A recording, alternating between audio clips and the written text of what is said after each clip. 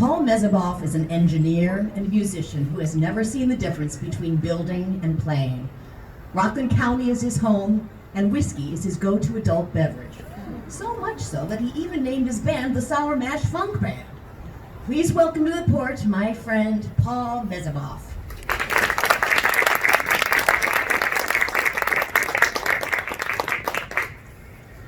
I was a kid in the 60s during the development of the U.S. space program. I'm a boomer, and we own that narrative. My best friend Fred, and he was my first best friend, and I used to watch all of the space shots. That's what we called them in those days. The Gemini and the Apollo program, all with the voice of Walter Cronkite narrating the whole time. Fred and I used to, when we weren't watching the space shots, build spacecraft in his garage every day after school. We used plywood and nuts and bolts and toggle switches and wire, cushions, and imagination.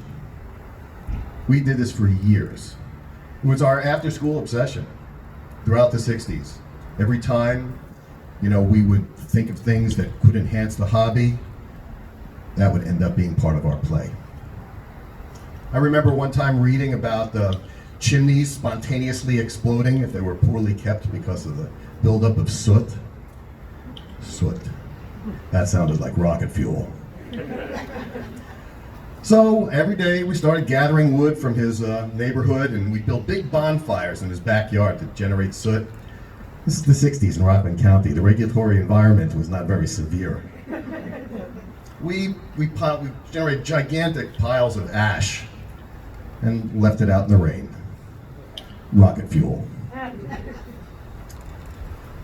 Over time, our building skills improved. It was 1969, and we were going to beat the U.S. to the moon, and you had to build with metal. You really can't get to the moon in a wooden spacecraft.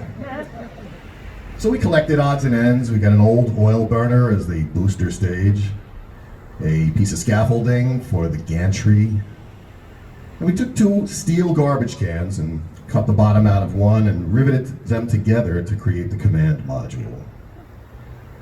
Fred's next door neighbor, another 11-year-old kid, I can't remember what his name was, helped me get the command module and Fred inside it on top of the oil burner, the booster stage.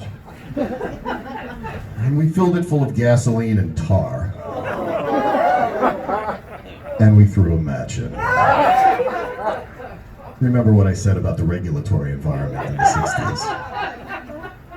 So, fortunately, there was a lot of tar, and it was mostly smoke and a little bit of flame, licking up around the garbage cans. And we learned a little bit about the conductivity of steel and thermal transfer. Fred started to complain about the environment. Saying, "You guys are frying me." So his next door neighbor and I sort of pushed the command module, which to this day I swear achieved at least an inch of liftoff, before re-entering the atmosphere and landing abruptly on Earth. Fred got a little bit banged up, but man, we were celebrating after that. This was a real success. Well, we went to different middle schools, and we sort of lost touch with each other. But we both went on to become engineers. I started a successful engineering company, and Fred went on for 10 years to be the executive editor of the prestigious science magazine, Scientific American. You could look him up, Fred Gutturl.